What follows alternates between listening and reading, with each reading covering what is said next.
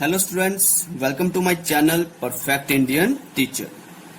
तो स्टूडेंट्स, जैसे कि मैंने आपको अपनी लास्ट वीडियो में बताया था कि अब हम नेक्स्ट वीडियो में पीरियोडिक प्रॉपर्टीज डिस्कस करेंगे। तो वही आज हम क्या डिस्कस करेंगे? Periodic properties. तो पीरियोडिक प्रॉपर्टीज में सबसे पहले आती है नंबर ऑफ वैलेंस इलेक्ट्रॉन्स। तो स्टूडेंट्स, वैलेंस इलेक्ट्रॉन्स क्या होते हैं? तो वो इलेक्ट्रॉन्स जो outer most shell means last वाली बाहर वाली जो शेल होती है उसमें कितने इलेक्ट्रॉन्स हैं, जितने भी होंगे उन्हें हम बोलेंगे वैलेंस इलेक्ट्रॉन्स। तो अब हम डिस्कस करेंगे कि number of valence electrons period में कैसे होते हैं और ग्रुप में कैसे होते हैं। तो सबसे पहले हम डिस्कस करेंगे जो वैलेंस इलेक्ट्रॉन्स हैं वो ग्रुप में कैसे हैं। तो स्टूडेंट्स, जैसे कि आपको पता ही है कि ग्रुप में आउटर मोस्ट शेल में जो बाहर वाली शेल होती थी उसमें जो इलेक्ट्रॉन्स हैं वो सेम होते थे। तो इट मींस अगर हम ग्रुप 1 की करेंगे तो उसमें वैलेंस इलेक्ट्रॉन्स 1 होगा सभी में। ग्रुप 2 की बात करेंगे तो उसमें वैलेंस इलेक्ट्रॉन्स 2 होंगे। ग्रुप 13 की बात करेंगे तो वैलेंस इलेक्ट्रॉन्स 3 होंगे। जिस वो ग्रुप में प्रेजेंट है उसी के अकॉर्डिंग उसके वैलेंस इलेक्ट्रॉन्स होते थे, बट पूरे ग्रुप में सेम होते थे। जैसे फर्स्ट ग्रुप की बात करें, lithium, sodium, potassium, rubidium, caesium, francium. तो लिथियम की इलेक्ट्रॉनिक कॉन्फ़िगरेशन क्या थी? 2-1। सोडियम की 2-8-1। वैसे ही करके इन सभी की इलेक्ट्रॉनिक कॉन्फ़िगरेशन में आउटर मोस्ट जो शेल है उसमें सिर्फ 1 इलेक्ट्रॉन्स होगा।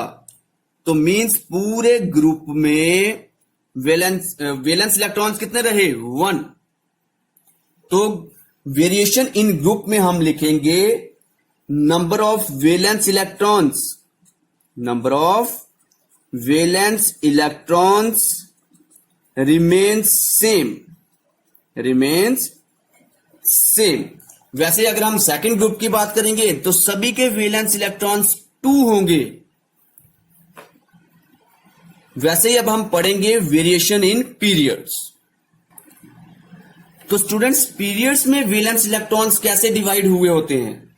तो मैं आपको बता दूं, पीरियड में वैलेंस इलेक्ट्रॉन इंक्रीज होते हैं 1 to 8। 1 से स्टार्ट होते हैं और कहां तक जाते हैं? 8 तक, क्योंकि 8 से ज्यादा वैलेंस इलेक्ट्रॉन्स नहीं होते। जैसे हम सेकंड पीरियड की बात करें तो lithium, beryllium, boron, carbon, nitrogen, oxygen, fluorine, neon. तो लिथियम में वैलेंस इलेक्ट्रॉन 1, बेरिलियम में 2, बोरॉन में 3, कार्बन में 4, नाइट्रोजन में 5, ऑक्सीजन में 6, फ्लोरीन में 7 एंड नियॉन में 8। तो स्टूडेंट्स, जैसे मैंने आपको बताया कि वैलेंस इलेक्ट्रॉन्स जो हैं वो 8 से ज्यादा नहीं हो सकते। तो देखो, जैसे सेकंड पीरियड की मैंने एग्जांपल लेके बताई, तो देखो इंक्रीज हो रहे हैं 1 से लेके 8 तक। तो वही हम पीरियड्स में लिखेंगे valence electrons increase from 1 to 8। कहां से कहां इंक्रीज होंगे? 1 से लेके 8 तक वो इंक्रीज होते जाते हैं। और 8 से ज्यादा वैलेंस इलेक्ट्रॉन्स किसी भी आउटर मोस्ट शेल में नहीं होंगे। मींस वैलेंस इलेक्ट्रॉन 8 से ज्यादा नहीं हो सकते। तो अब हम डिस्कस करेंगे अपनी second property means periodic properties की जो सेकंड प्रॉपर्टी है। और सेकंड प्रॉपर्टी जैसे फर्स्ट थी नंबर ऑफ वैलेंस इलेक्ट्रॉन्स, और जो सेकंड है वो है वैलेंसी। कि वैलेंसी क्या है? तो बेटा, वैलेंसी जो है वो डिपेंड करती है वैलेंस इलेक्ट्रॉन्स पे, कि उसमें वैलेंस इलेक्ट्रॉन्स कितने हैं उसी पे डिपेंड करेगी कि उसकी वैलेंसी कितनी है। तो स्टूडेंट्स, अब हम डिस्कस करेंगे कि वैलेंसी पीरियड में कैसे वेरिएट होती है और ग्रुप में कैसे वेरिएट होती है। तो अब हम डिस्कस करेंगे variation in variation of valency in period. तो स्टूडेंट्स, पीरियड में जो वैलेंसी होती है वो पहले तो इंक्रीज होगी 1 से लेके 4 तक, और फिर सडनली डिक्रीज होगी। क्या होगी? डिक्रीज। कहां तक? 0 तक। कहां तक? 0 तक। ये मैं आपको समझाऊंगा एग्जाम्पल लेके, बट पहले आपके दिमाग में कंसेप्ट होना चाहिए कि जो वैलेंसी है वो पीरियड में वो फर्स्ट इंक्रीज होती है 1 to 4, और उसके बाद डिक्रीज होगी 4 से लेके 0 तक। तो अब मैं ये एग्जाम्पल लेके समझाऊंगा। तो अब मैं एग्जाम्पल ले रहा हूं थर्ड पीरियड की। Sodium, magnesium, aluminium, silicon, phosphorus, sulphur, chlorine, argon. अब ध्यान से देखिए, कॉमे लगा देता हूं। Sodium, magnesium, aluminium, silicon, phosphorus, sulphur, chlorine, argon. अब जो सोडियम है इसकी वैलेंसी है 1, क्योंकि इसकी इलेक्ट्रॉनिक कॉन्फ़िगरेशन होती है 281। थोड़ा पास कर दूं, 281। तो इसकी आउटर मोस्ट शेल में सिर्फ 1 इलेक्ट्रॉन ही था, तो इसलिए इसकी केमिकल रिएक्टिविटी मींस इसकी जो वैलेंसी है वो 1 है। ये सिर्फ 1 ही इलेक्ट्रॉन लूज कर सकता है अपनी शेल कंप्लीट करने के लिए। तो शेल्स के बारे में तो आपने समझा ही था 9th क्लास में कि इनको अपनी आउटर मोस्ट शेल जो है वो कंप्लीट करने के लिए या तो इलेक्ट्रॉन्स लूज करना पड़ते हैं या गेन करना पड़ते हैं। आउटर मोस्ट शेल में 8 से ज्यादा इलेक्ट्रॉन्स नहीं आ सकते हैं। अब 7 तो ये किसी से गेन कर नहीं सकता, इसीलिए ये क्या करेगा? अपना एक लूज कर देता है और इसकी आउटर मोस्ट शेल कंप्लीट हो जाएंगी 2 और 8 पे, जब ये अपना 1 इलेक्ट्रॉन लूज कर देगा, इसलिए इसकी वैलेंसी बनती है 1। मैग्नीशियम की इलेक्ट्रॉनिक कॉन्फ़िगरेशन होती है 282, तो इसकी आउटर मोस्ट शेल में है 2 इलेक्ट्रॉन्स, तो ये अपने 2 लूज करता है, तो इसकी वैलेंसी 2। एल्यूमिनियम की 3, सिलिकॉन की 4। अब मैंने आपको बताया वैलेंसी 4 से ज्यादा नहीं जा सकती, तो फास्फोरस की फिर डिक्रीज होगी। ये देखो, इंक्रीज होगी 1 to 4, फिर डिक्रीज होगी 0 तक जाएगी। तो 4 के बाद फास्फोरस की बन जाएगी 3, सल्फर की 2, क्लोरीन की 1 एंड आर्गन की 0। तो स्टूडेंट्स, ये थी variation of valency in period. अब हम डिस्कस करेंगे variation of valency in group. जैसे कि मैंने आपको बताया कि जो वैलेंसी है वो आउटर मोस्ट शेल के इलेक्ट्रॉन्स पे बेस मतलब डिपेंड करती है। तो आपको पता ही है कि ग्रुप में जो वैलेंस इलेक्ट्रॉन्स होते हैं, किसी भी ग्रुप के वैलेंस इलेक्ट्रॉन्स सेम होते हैं, इसीलिए valency in a group means group में वैलेंसी क्या रहेगी? सेम। अगर हम ग्रुप 1 की बात करें तो उन सभी के जो इलेक्ट्रॉन्स आउटर मोस्ट इलेक्ट्रॉन्स हैं वो 1 है, उस ग्रुप की सभी एलिमेंट्स के, जैसे लिथियम, पोटेशियम, सोडियम, इन सभी के जो इलेक्ट्रॉन्स आउटर मोस्ट इलेक्ट्रॉन्स हैं वो 1 है, इसलिए पूरे ग्रुप 1 की वैलेंसी 1 होती है। वैसे ही ग्रुप 2 की वैलेंसी, जो ग्रुप 2 है उन सभी में वैलेंस इलेक्ट्रॉन्स 2 होते हैं, तो उनकी वैलेंसी कितनी आएगी? 2। वैसे ही ग्रुप 13 में कितनी आएगी? 3। ग्रुप 14 में 4। ग्रुप 15 में, अब जैसे कि मैंने आपको बताया कि जो वैलेंसी है वो सेम रहती है, तो 15th ग्रुप में सभी की वैलेंसी 3 ही होगी। 16th ग्रुप में 2, 17th ग्रुप में 1 और 18th ग्रुप में सभी की वैलेंसी 0 होगी। कितनी होगी? 0, क्योंकि इन सभी की आउटर मोस्ट शेल कंप्लीट होती है, इनमें कोई स्पेस नहीं होती है, ना ये गेन करते हैं ना ये लूज करते हैं। क्लोरीन, इनके आउटर मोस्ट शेल में 17 इलेक्ट्रॉन्स होते हैं, तो 7 इलेक्ट्रॉन्स होते हैं, क्योंकि ये 17th नंबर पे है, तो इसकी जो इलेक्ट्रॉनिक कॉन्फ़िगरेशन होती थी वो आती थी 287। तो बेटा 7 को कंप्लीट होने के लिए सिर्फ 1 इलेक्ट्रॉन चाहिए होता है, इसीलिए 17th ग्रुप में जितनी भी एलिमेंट्स हैं उन सभी को 1 इलेक्ट्रॉन चाहिए, इसलिए उनकी वैलेंसी होती है 1। 16th ग्रुप में उनको 2 इलेक्ट्रॉन्स चाहिए होते हैं आउटर मोस्ट शेल कंप्लीट करने के लिए, इसलिए उनकी वैलेंसी है 2। वैसे ही 15th वाले ग्रुप में जितनी भी एलिमेंट्स हैं उनको बैलेंस होने के लिए, उनकी आउटर मोस्ट शेल को कंप्लीट करने के लिए 3 इलेक्ट्रॉन्स चाहिए होते हैं, इसलिए उनकी वैलेंसी है 3। इसी तरह से ग्रुप में पूरे ग्रुप की वैलेंसी, जैसे पूरे 18th ग्रुप की वैलेंसी 0 होगी, पूरे ग्रुप 17th की जो वैलेंसी है वो 1 होगी, ग्रुप 16th की जितनी भी एलिमेंट्स हैं उन सभी की वैलेंसी 2 होगी, वैसे ही ग्रुप 1 की वैलेंसी 1 होगी। मींस ग्रुप में जितनी भी एलिमेंट्स हैं उनकी वैलेंसी सेम रहेगी। तो ये थी हमारी सेकंड प्रॉपर्टी, वैलेंसी। अब हम अपनी थर्ड प्रॉपर्टी डिस्कस करते हैं। तो अब हमारी थर्ड प्रॉपर्टी है एटॉमिक साइज, या हम बोल सकते हैं साइज ऑफ एटम। तो अब मैं बताऊंगा कि जब हम ग्रुप में जाएं तब एटॉमिक साइज में क्या वेरिएशन आती हैं, और पीरियड में विजिट करें, मींस पीरियड में चलें, लेफ्ट टू राइट जाएं तो क्या वेरिएशन आती हैं। तो सबसे पहले अब हम डिस्कस करेंगे वेरिएशन इन ए ग्रुप।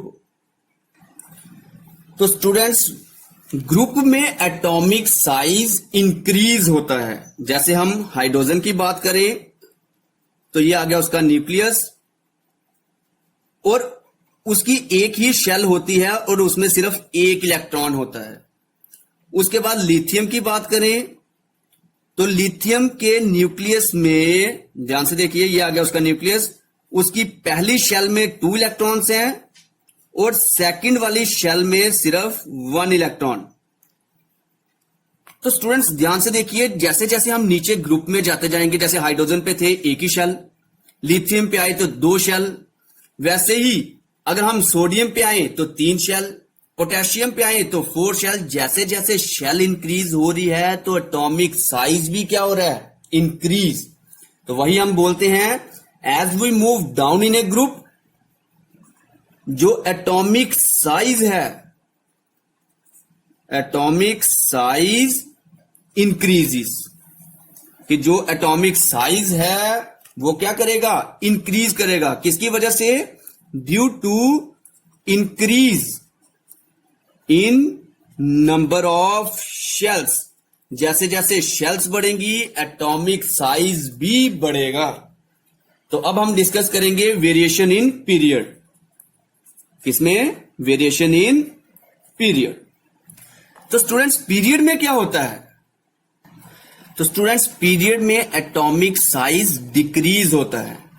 मैं 2 एग्जांपल लेके बताता हूं। जैसे मैंने एक लिथियम ले ली और एक बेरिलियम ले ली। तो स्टूडेंट्स ध्यान से देखिए, लिथियम का जो स्ट्रक्चर होगा, ये आ गया आपका न्यूक्लियस, इसकी पहली शेल में होंगे 2 इलेक्ट्रॉन्स और सेकंड शेल में होगा सिर्फ 1 इलेक्ट्रॉन। वैसे बेरिलियम की बात करें तो ये इसका न्यूक्लियस आ गया, इसकी पहली शेल में 2 इलेक्ट्रॉन्स और सेकंड शेल में भी 2 इलेक्ट्रॉन्स। स्टूडेंट्स अब ध्यान से देखना, इसके जो न्यूक्लियस में प्रोटॉन्स हैं वो हैं 3, क्योंकि आपको पता ही है जितने एटम में इलेक्ट्रॉन्स होते हैं उतने ही प्रोटॉन्स होते हैं। 3 प्रोटॉन्स का जो ये न्यूक्लियस है, इसके पास पावर जितनी है, ये सिर्फ एक ही इलेक्ट्रॉन को क्या करेगा, खींचेगा। तो स्टूडेंट्स वो आसानी से खींच लेगा, एक ही इलेक्ट्रॉन को खींचना है। वैसे ही जब हम बेरिलियम की बात करें तो ध्यान से देखना, इसके न्यूक्लियस में 4 प्रोटॉन्स हैं, इसका न्यूक्लियस जो है वो ज्यादा पावरफुल है और वो क्या करेगा, 2 इलेक्ट्रॉन को अपनी तरफ खींचेगा। और बेटा जब 2 इलेक्ट्रॉन को अपनी तरफ खींचेगा, जब ध्यान से देखो किसी चीज को हम खींचे जोर से तो उसका साइज डिक्रीज होना शुरू हो जाता है। क्या होना शुरू हो जाता है, डिक्रीज। वैसे ही इसका एटॉमिक साइज थोड़ा सा बड़ा होगा इससे। अब नेक्स्ट वाले का ध्यान से देखना, इसका एटॉमिक साइज बड़ा, इसका कम हो जाएगा क्योंकि ज्यादा पावरफुल न्यूक्लियस, ज्यादा पावरफुल है, वो और जोर से खींचेगा उसको, जिससे एटॉमिक साइज थोड़ा सा कम होगा। वैसे ही नेक्स्ट वाली एलिमेंट लेंगे तो उसका और थोड़ा कम होगा।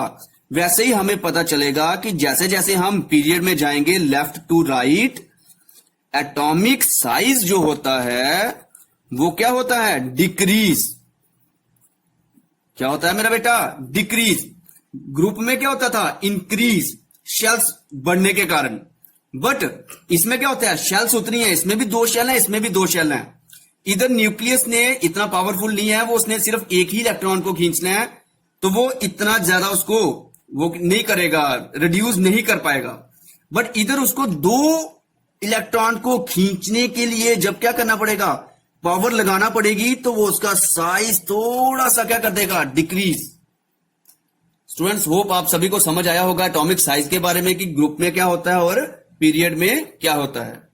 अब हम अपनी नेक्स्ट प्रॉपर्टी डिस्कस करते हैं। तो हमारी नेक्स्ट प्रॉपर्टी है आयनाइजेशन इंथैल्पी। तो स्टूडेंट्स, ये वो मिनिमम अमाउंट ऑफ एनर्जी होती है जो हमें चाहिए होती है इलेक्ट्रॉन को रिमूव करने के लिए। जैसे आपको पता ही है, लिथियम, जैसे इसी का केस ले, इसने अपना ये एक इलेक्ट्रॉन क्या करना होता है, लूज करना होता है, ताकि इसकी शेल जो अंदर वाली है वो कंप्लीट रहे।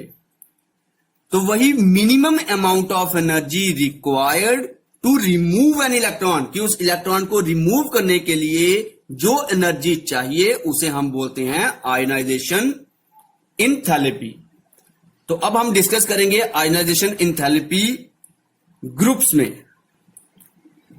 तो स्टूडेंट्स, जब हम बात करें जैसे हाइड्रोजन की, तो स्टूडेंट्स देखो, इसमें एक इलेक्ट्रॉन है। क्या है, सिर्फ एक इलेक्ट्रॉन।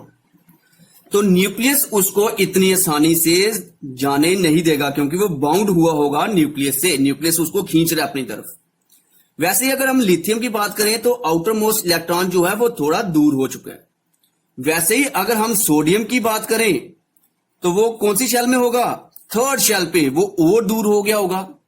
तो वैसे ही हम बोल सकते हैं कि इनकी जो टेंडेंसी है टू लूज इलेक्ट्रॉन वो इंक्रीज हो रही है। ये आसानी से नहीं जाने देगा, ये थोड़ा आसानी से जाने देगा, ये और आसानी से जाने देगा। वैसे ही हम बोल सकते हैं as we move down in a group, ionisation enthalpy means उसकी जो टेंडेंसी है टू लूज इलेक्ट्रॉन वो इंक्रीज हो रही है। इंक्रीज मींस आसानी से छोड़ते जाएंगे वो। वही अगर हम पीरियड की बात करें तो पीरियड में क्या होगा, तो पीरियड में इसका उल्टा। अब ध्यान से देखो, इधर एक इलेक्ट्रॉन था आउटर मोस्ट शेल में, इधर 2 इलेक्ट्रॉन से, तो क्या होगा, तो इसका न्यूक्लियस क्या करेगा, इस इलेक्ट्रॉन को जाने देगा। बट इसका जो न्यूक्लियस था उसमें 4 प्रोटॉन्स थे, वो ज्यादा बाउंडली मींस ज्यादा पावर से उसको खींच रहा था, तो वो नहीं जाने देगा। वैसे इसके आगे वाला जो होगा उसमें 3 होंगे, वो नहीं जाने देंगे। इसलिए हम बोलेंगे कि पीरियड में जो आयनाइजेशन इंथैल्पी है वो डिक्रीज होती है, और जो ग्रुप में आयनाइजेशन इंथैल्पी होती है वो क्या होती है, इंक्रीज। ग्रुप में क्या हो रही थी, इंक्रीज, और पीरियड में क्या हो रही है, डिक्रीज। भूलना मत। तो अब हमारी नेक्स्ट प्रॉपर्टी है इलेक्ट्रॉन गेन इंथैल्पी। ऊपर वाली थी लूज वाली, अब ये है इलेक्ट्रॉन गेन इंथैल्पी। तो स्टूडेंट्स, इसमें क्या होता है कि जब कोई एटम इलेक्ट्रॉन एक्सेप्ट करता है तो एक एनर्जी रिलीज होती है। हम बोल सकते हैं amount of energy released when an atom accept electron to form negative ions means एनॉयंस बनाने के लिए। जब वो क्या करेगा, इलेक्ट्रॉन को गेन करेगा। जैसे ही उसने इलेक्ट्रॉन गेन किया एक एनर्जी रिलीज होगी, उसे हम बोलते हैं इलेक्ट्रॉन गेन इंथैल्पी। तो अब हम डिस्कस करेंगे कि ग्रुप और पीरियड में इसका क्या होता है। तो स्टूडेंट्स, हम अब पढ़ेंगे कि वेरिएशन कैसे होती है पीरियड में। तो जैसे कि मैंने आपको बताया, जैसे पीरियड की बात करते हैं तो ये 2 ली हुई है एक ही पीरियड के एलिमेंट्स।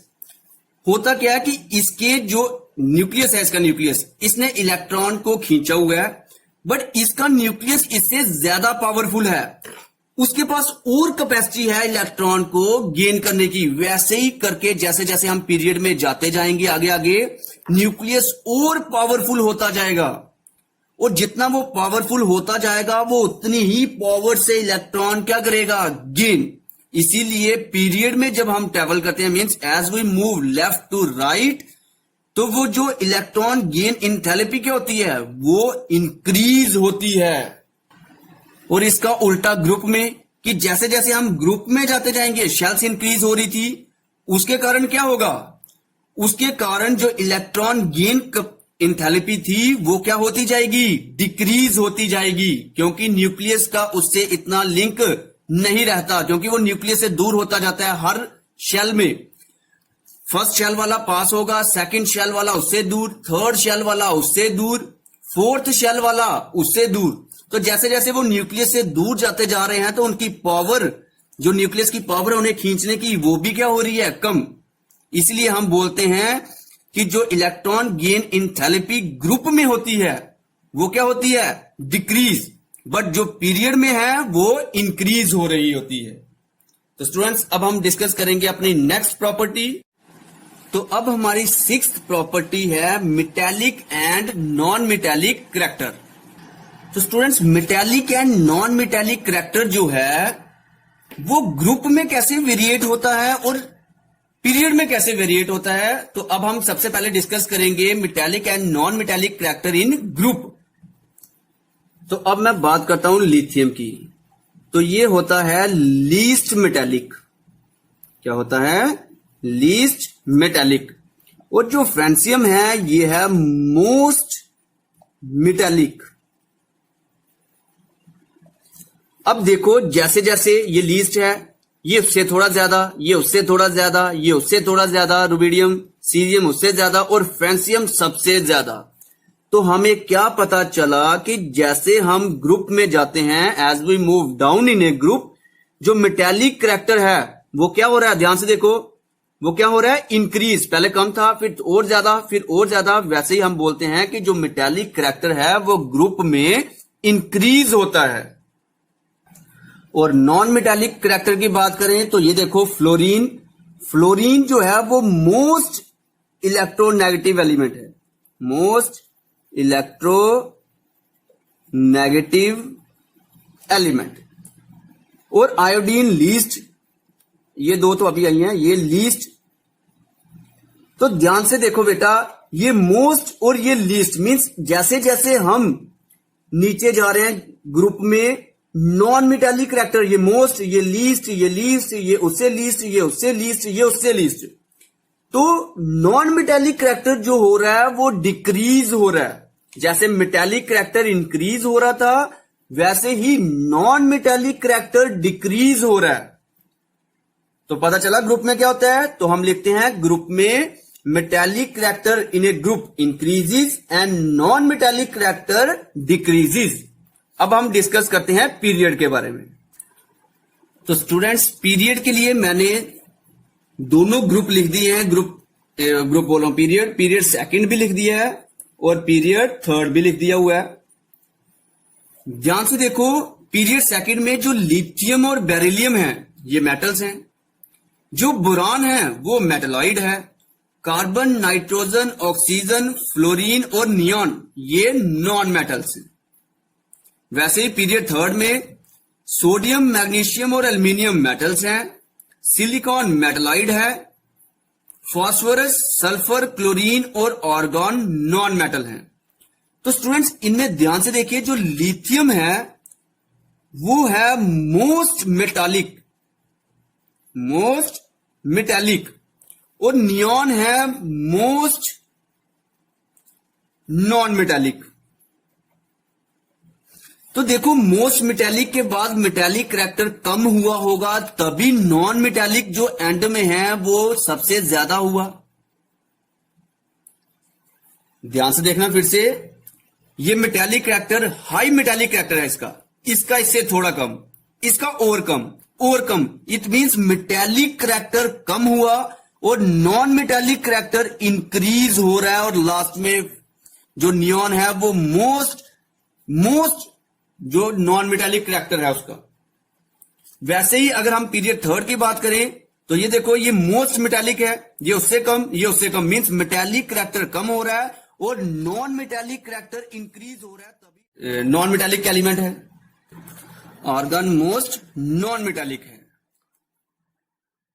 तो अब चलते हैं, अब हम अपनी 7th प्रॉपर्टी की तरफ, वो है मेल्टिंग एंड बॉइलिंग पॉइंट। तो अब हम डिस्कस करेंगे एलिमेंट्स के बारे में कि ग्रुप में उनके मेल्टिंग एंड बॉइलिंग पॉइंट कैसे चलते हैं और पीरियड में कैसे चलते हैं, मींस इंक्रीज होते हैं या फिर डिक्रीज होते हैं। तो अब हम बात करेंगे ग्रुप्स में कि ग्रुप्स में मेल्टिंग एंड बॉइलिंग पॉइंट जो है वो डिक्रीज होते हैं। क्या होते हैं स्टूडेंट्स? डिक्रीज। अब आप सोचोगे डिक्रीज कैसे? तो बेटा देखो, जो सबसे पहली एलिमेंट आती है ग्रुप में, जैसे मैं लिथियम की बात कर लूं उधर से हाइड्रोजन को छोड़ के, तो वो उसके जो पहली शेल थी वो कंप्लीट थी न्यूक्लियस के बाहर वाली, और जो सेकंड शेल है उसमें 1 इलेक्ट्रॉन था। उसके बाद आता था सोडियम, ये आ गया उसका वो न्यूक्लियस, और ये पहली शेल में उसके थे 2 इलेक्ट्रॉन्स, सेकंड वाली में 8 थे, 4 5 6 7 8, और थर्ड वाली में था 1। तो स्टूडेंट्स अब ध्यान से देखना, ये न्यूक्लियस से पास है, तो क्या न्यूक्लियस ये इलेक्ट्रॉन मींस इसको आसानी से छोड़ देगा? नहीं छोड़ेगा। अगर वो इसको आसानी से छोड़ेगा नहीं, तो हमें ज्यादा एनर्जी चाहिए उसको मेल्ट करने के लिए या फिर उसको बॉयल करने के लिए चाहिए। तो अगर ज्यादा एनर्जी चाहिए मींस इनका melting and boiling point high है, इनको ज्यादा एनर्जी चाहिए मेल्ट करने के लिए। वैसे ही सोडियम से जो लास्ट इलेक्ट्रॉन है वो दूर है, तो ये एज कंपेयर टू लिथियम ये इलेक्ट्रॉन जल्दी छोड़ देगा, इसलिए हम बोल सकते हैं इसका मेल्टिंग एंड बॉइलिंग पॉइंट इससे कम है। वैसे ही जैसे जैसे हम ग्रुप में जाते जाएंगे, मेल्टिंग एंड बॉइलिंग पॉइंट जो है वो डिक्रीज होते जाएंगे, क्योंकि melting and boiling point decrease होने का कारण इलेक्ट्रॉनिक कॉन्फ़िगरेशन है कि वो कितनी आसानी से अपना इलेक्ट्रॉन छोड़ देते हैं। इलेक्ट्रॉन छोड़ेंगे तभी वो मेल्ट और बॉयल होंगे। तो जितनी एनर्जी उनके न्यूक्लियस के पास इलेक्ट्रॉन को मींस अपने पास खींचने की है, वो आसानी से नहीं छोड़ेगा, और नहीं छोड़ेगा तो means melting and boiling point high है। तो यही बात अगर हम पीरियड्स की करें, तो स्टूडेंट्स देखो लिथियम, अब लिथियम के न्यूक्लियस से जो इलेक्ट्रॉन था वो क्या हो रहा है, वो आसानी से चला जाएगा एज कंपेयर टू बेरिलियम से, क्योंकि बेरिलियम का न्यूक्लियस ज्यादा पावरफुल था, इसके पास 4 प्रोटॉन्स थे, तो इसने ज्यादा पावर से इन दोनों इलेक्ट्रॉन्स को खींचा था, इसलिए एटॉमिक साइज भी कम हुआ था। तो ये आसानी से इलेक्ट्रॉन्स नहीं छोड़ेगा एज कंपेयर टू लिथियम, इसलिए इसका boiling and melting point high है इससे।